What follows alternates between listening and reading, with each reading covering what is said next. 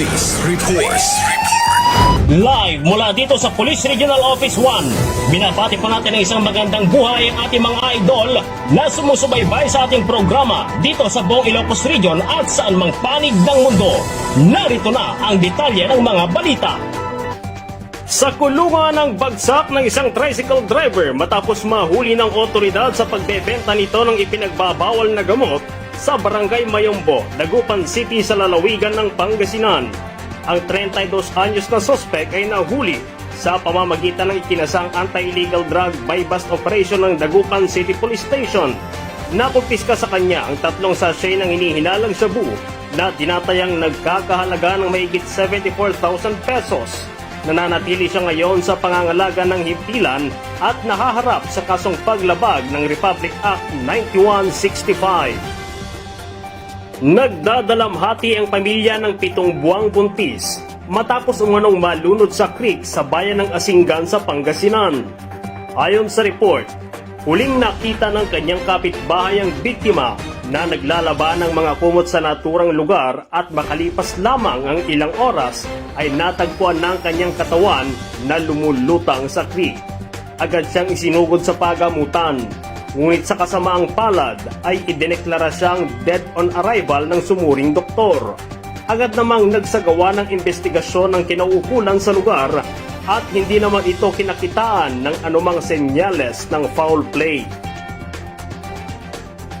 Samantala naman, naaresto na ng otoridad ang top 1 most wanted person ng bayan ng Cervantes sa lalawigan ng Ilocos Sur. Ito ay sa pamamagitan ng bisa ng warrant of arrest na isinilbi ng Cervantes Municipal Police Station laban sa 50 anyos na mister para sa kaso nitong paglabag sa PD 705 o illegal logging na may piyansang 40,000 piso. Dinala siya sa impilan para sa wastong dokumentasyon bago i-turn over sa korte. Sa iba pang balita, dead on arrival sa pagamutan ng isang construction worker matapos umanong makuryente sa bayan ng Bulinaw sa Pangasinan. Base sa report, natagpuan ng ama ang biktima na nakahiga at wala ng malay. Inihinalang hindi nito napatay ng maayos ang fuse box ng kuryente bago siya mag-ayos ng linya na siyang tinitignang dahilan ng kanyang pagkakakuryente. Naisugod pa siya sa pagamutan, ngunit hindi na siya nailigtas ng doktor. At sa kabuuan ng ating mga balita, huli ang isang binata sa Barangay Pagudpod, San Fernando City, La Union dahil sa pagbebenta nito ng iligal na droga. Ikinasa ng otoridad ang anti-illegal drug buy-bust operation sa lugar na nagresulta sa pagkakatimbog ng suspect sa aktong pagbebenta ng mga hinihinalang marijuana. Nananatili siya ngayon sa pasilidad ng San Fernando City Police Station at nahaharap sa kasong paglabag sa Republic Act 9165. At iyan ang kabuuan ng ating mga balita live mula dito sa Police Regional Office 1. Sa ngalan ng ating Regional Director, Police Brigadier General John Cayaban Chua at ng ating Regional Public Information Officer, Police Lieutenant Colonel Benigno Kaisip Sumawa. Ako po ang inyong tagapagbalita, Police Corporal JP Soriano para sa Police News Online.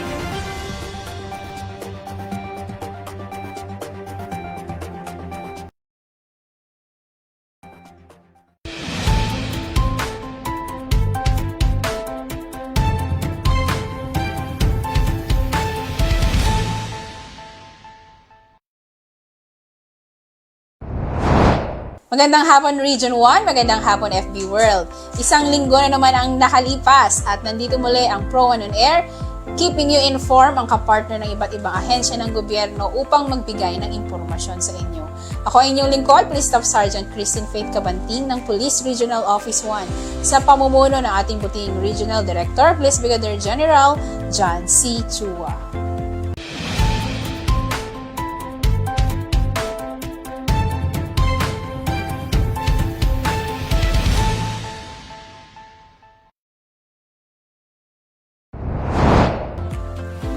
Alinsunod sa Republic Act 10661 o National Children's Month Act, kinikilala ng buong bansa ang buwan ng Nobyembre bilang National Children's Month. Dahil dyan, pag-uusapan natin ngayong hapon ang Republic Act 7610 o Special Protection of Children Against Abuse, Exploitation, and Discrimination Act o mas kilala natin bilang Batas Laban sa Pag-aabuso sa mga bata.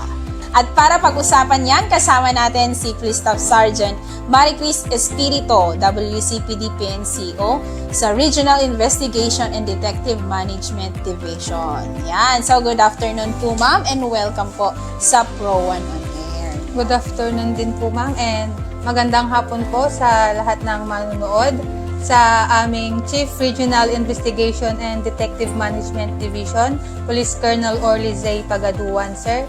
And sa aming Chief Regional WCPD, Police Major Munetsi Balderas, sa lahat ng mga WCPD ng Police Regional Office 1 at sa lahat ng manunood, binabati ko po kayo ng isang mapagpalang hapon.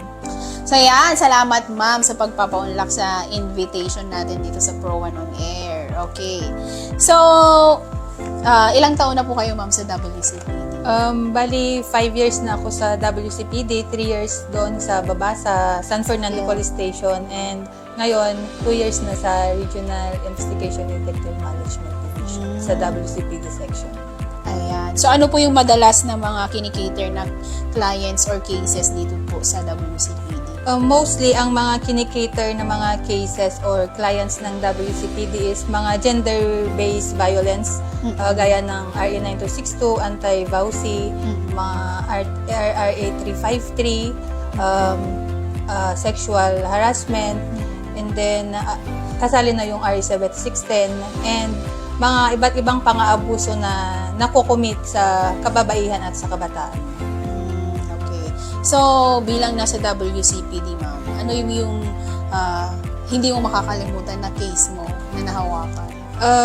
Ang hindi ko makakalimutan na case na ating nahawakan nung nandun pa ako sa baba, ma'am, sa WCPD sa San Fernando Police Station is yung kaso ko ng rape na involving a 13 years old minor. Lahat po ba ng police stations ay may WCPD? Oo, ma'am. Bawat municipality ng Police Regional Office 1 may sariling police station, and at the same time may WCPD section na magkikater sa mga cases or clients ng gender-based violence. Yan, pinag-uusapan po natin yung WCPD. Ano po ba ulit itong yung WCPD? Yung WCPD is Women and Children Protection Desk. Yan. Okay, kahit sa mga barangay natin, ma'am, no? Meron Yes, po ma'am, silang meron mga na din, desk. ma'am. Okay. Barangay Vowsy Desk naman sa kanila. Ayan. So, kung nahihiya po kayong lumapit sa mga police stations natin, meron tayong sa mga barangay natin. Yan. Okay, so, dahil nga po National Children's Month ngayong November, pag-uusapan po natin ang child abuse. So, bago natin pag-usapan mismo po yung child abuse, i-define po muna natin yung child. Sino ba yung mga tao na may consider natin na child o bata? May kakategorize natin na isang tao ay child, yung mga may edad na mas mababa sa 18 taong gulang o mga taong mas higit pa sa 18 taong gulang na hindi kayang ganap na maalagaan o proteksyonan ang kanilang sarili mula sa pang-aabuso, kapabayaan, kalupitan, pagsasamantala o diskriminasyon dahil sa physical o mental na kapansanan o kondisyon nila. So, maliwanag po sa pagkakasabi ni ma'am, 0 to 17 0 to 17. ang child. Yan. At saka yung mga 18 and above pero hindi pa kayang magdesisyon or hindi kayang proteksyonan yung sarili nila based sa kanilang kondisyon. So, kung pagbabasehan po natin yung Republic Act 7610 o Special Protection of Children Against Abuse, Exploitation, and Discrimination Act, ano-ano po yung mga gawain or acts na pwedeng makonsider na pang-aabuso sa isang bata? Base sa ating Republic Act 7610, may mga iba't ibang acts na pwedeng makonsider na pang-aabuso sa mga bata. Una dito ay yung physical na pang-aabuso, ma'am. Ito yung pananampal, pananabunot, pagtadyak, yun yung mga physical na pwedeng pang-aabusong physical, ma'am. And then meron din po yung emotional na pang-aabuso, ma'am, na tulad ng pamamahiya, panglalait, pagmumura, paghuhusga, pagmamaliit at pag-iinsulto sa bata, ma'am. Ito yung emotional na nakakasira sa mga bata at resulta nito ang madalas na kung dati yung bata is active siya, ngayon hindi, tahimik na lang siya. Also, mostly na ang unang nakakapansin ng mga emotional na ito is sa paaralan, especially sa teacher. Kasi mostly na aabusong mga bata is medyo nagbabago yung performance na dati active, ngayon na hindi na sila nagsasalita, tahimik na lang sila. And then isa pang pang-abuso is mostly na naririnig natin is yung sexual na pang-abuso, ma'am. So ito yung pagkakasangkot ng isang bata sa sexual na gawain o aktibidad. Isang halimbawa nito ay ang paggawa ng mga pornographyang mga material na pwedeng mangyari sa loob at labas ng tahanan, ma'am. Maaari din itong maisagawa ng mga magulang, mga tagapag-alaga at iba pang mga tao na nasa wastong gulang. So, isa pa dito is yung panggagahasa, pero meron na din sariling batas para dito, yung RA 8353.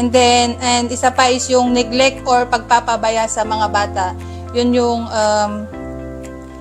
yung malala at paulit-ulit na nangyayaring kakulangan sa atensyon sa pangunahing pangangailangan ng bata. For example, ma'am, is yung medical needs. Kung kailangan nila is hindi natin sila pinapansin, hindi na aksyonan na dalhin agad sa doktor. Yung binibigay yung mga basic needs nila gaya ng mga pagkain, tirahan, yung mga yun, ma'am. Yun yung mga iba't ibang acts ng pang-aabuso sa kabataan. Ayan. Okay, so madami pala. Yes, ma'am. Madami pala yung mga kasama dito sa child abuse na ito. Hindi lang, usually yung mga lagi tayong naririnig, yung mga physical abuse, Yes, kasi physical abuse pag na. nabubugbog o kaya yun. So marami palang kahit pag affected yung mental health ng isang bata, pwede ring pumasok sa child abuse. Child abuse, sa emotional na pang-aabuso. Okay, so ito na po ang kadalasang tanong ng mga parents. Kasi syempre, bilang parent, hindi maiiwasan talaga na disiplinahin natin yung mga anak natin. At bilang parent din, may iba-iba tayong pamamaraan. May iba na sa pananalita, pero meron ding iba na mahilig, nagre-resort sila sa physical. So ngayon, kailan natin maiko-consider na pang-aabuso yung isang pangdidisiplina? Di ba, ma'am, normal naman na disiplinahin natin ang ating mga anak. Pero masasabi nating may pang-aabuso na kung ito ay mayroong sobrang pagmamaltrato, nakaugalian man ito, ma'am, o hindi, sa mga bata, lalo na kung ito ay nakakaapekto sa kanilang normal na paglaki, ma'am. At hindi na napapangalagaan ang kanilang karapatan. Isa pa dito ay mayroong pang-aabuso kung nailalagay sa panganib ang buhay ng isang bata, kanilang kaligtasan, at lubhang nakakaapekto sa kanilang normal na pag-unlad, ma'am. Doon nagkakaroon ng pang-aabuso sa pagdisiplina. Ayan. So, yan mga parents ha, kahit maganda siguro yung intention natin na ituwid yung ating mga anak para hindi lumaki silang maganda ang pag-uugali. Pero yung sobra ay hindi po maganda. Ayan. Ngayon po, sino-sino po yung mga pwedeng kasuhan ng child abuse? Ang mga pwedeng kasuhan ng child abuse ay kahit na sinong tao na gumawa ng karahasan, diskriminasyon, or pang-aabuso sa isang bata ay pwedeng makasuhan ng child abuse, ma'am. Mga lumabag sa batas na RA 7610. Okay. Kung ang family member naman po, ma'am, ang abuser, ano po yung possible resort natin para maproteksyonan yung biktima? So, hindi naman maiwasan, ma'am, na hindi lang ibang tao yung abuser, ma'am. So, marami din mga cases na talagang parte ng pamilya ang mga abuser. So, ang pinaka posibleng resort natin is yung i-assist natin yung victim, i-refer natin sa DSWD or sa kanilang MSWD dahil sila yung ating katuwang, ma'am, especially sa mga victims natin ng abuse. Ina-assist nila ito. Kung hindi siya safe sa bahay, ma'am, ng victim, dinadala sila sa mga shelters kung saan ito yung mga shelter na nagpoprotekta sa mga batang biktima, ma'am. May mga facilities naman tayo sa Region 1, ma'am, doon sa Havens doon sa Dagupan, ma'am. And then Home for Girls sa Agoo. And then dito sa may Cebuan Utong San Fernando yung Nasudi Center, ma'am. Doon sila pwedeng ilagay lalo na kung hindi na safe yung bata doon sa kanilang tahanan, ma'am. Okay, at least may mga facilities po tayo na pwedeng mag-shelter sa ating mga victims kung sakaling hindi sila safe kung kung saan man sila nakatira. Yun yung napakasakit isipin, yung family member mo na dapat yun yung nagproprotekta sa'yo, yun yung kumakalinga sa'yo, pero sa kanila nang gagaling yung pang-aabuso na hindi mo dapat na-experience. Ayan. So, sino-sino naman po yung mga pwedeng mag-report or maging complainant nitong child abuse? Ang mga pwedeng complainant or mag-report kung may pang-aabuso is, unang-una is yung biktima. And another one is yung mga yung legal guardians ng bata, yung mga magulang, yung mga lolo, lola, mga kamag-anak, and then pwede rin yung barangay chairman kung saan sila nakatira, ang police officer din, ma'am, at mga social workers or representative of licensed child caring institution sa kanilang lugar, ma'am, and at least mga concerned citizen din sa kanilang lugar, ma'am. Sila yung mga pwedeng mag-complain or mag-report kung may pang-abuso. Kung sakaling ayaw ng victim mag-complain, pwedeng mag-complain yung mga ibang tao na yun para sa kanya? Oo, ma'am, pwede. Basta alam nila yung talaga yung pang-aabusong nangyari. May personal knowledge. Personal knowledge. Oh. Kani-kanino naman po pwedeng mag-report ng child abuse? Pwedeng mag-report ng mga child abuse or pang-aabuso sa unang-una, pwede dito sa PNP, sa police station na kung saan sila nakatira or saan nangyari yung pang-aabuso sa DSWD or MSWD, ma'am. Doon sa Commission on Human Rights, pwede rin silang mag-report doon, ma'am.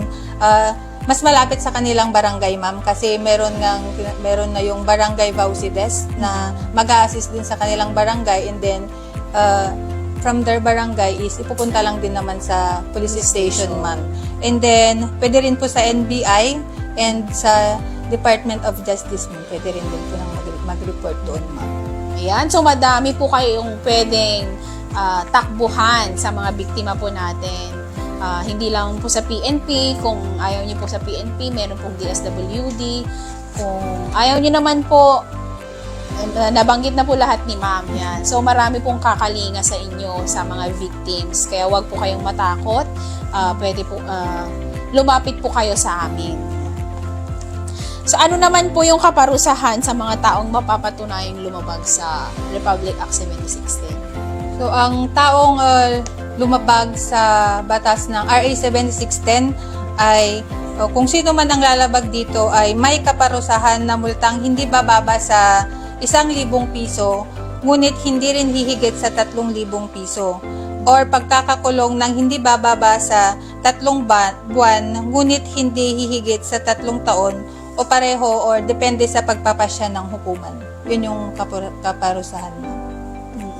So, yan po mga ka-on-air, narinig nyo na po kung ano yung mga nakakapaloob sa RA 7610 o Special Protection of Children Against Abuse, Exploitation, and Discrimination Act, o yung mas kilala natin na Child Abuse Law. So, ngayon po, ano ang mensahe natin, ma'am, sa mga biktimang tahimik at natatakot magsalita.